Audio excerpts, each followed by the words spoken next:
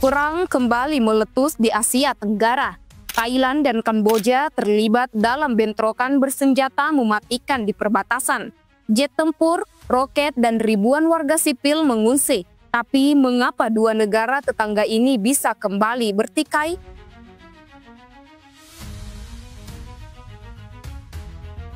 Ini bukan hanya soal sengketa tanah. Ini tentang sejarah panjang, politik, dan risiko konflik regional yang lebih luas.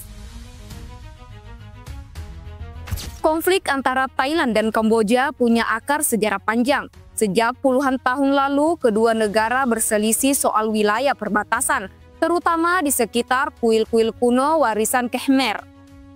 Pada tahun 1962, Mahkamah Internasional menyatakan bahwa kuil Hindu kuno adalah milik Kamboja, tapi sebagian wilayah di sekitarnya tetap disengketakan.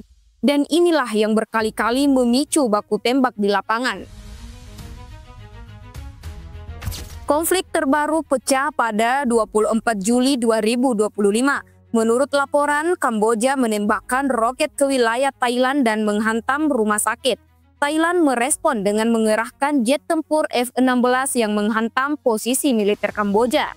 Sedikitnya 12 orang tewas, termasuk warga sipil dan tentara, serta lebih dari 40.000 orang mengungsi dari 86 desa di wilayah Thailand.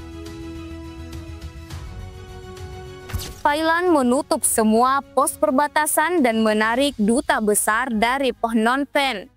Sementara Kamboja menurunkan tingkat hubungan diplomatik dan mengajukan pertemuan darurat di Dewan Keamanan PBB.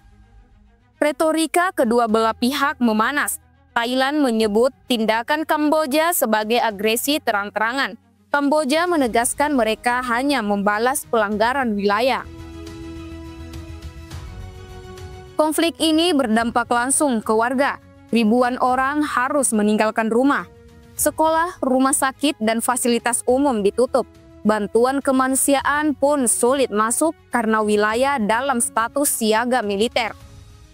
Vietnam dan Indonesia menyerukan gencatan senjata. ASEAN mulai menggalang forum darurat untuk menengahi. PBB memperingatkan bahwa eskalasi bisa mengganggu stabilitas kawasan.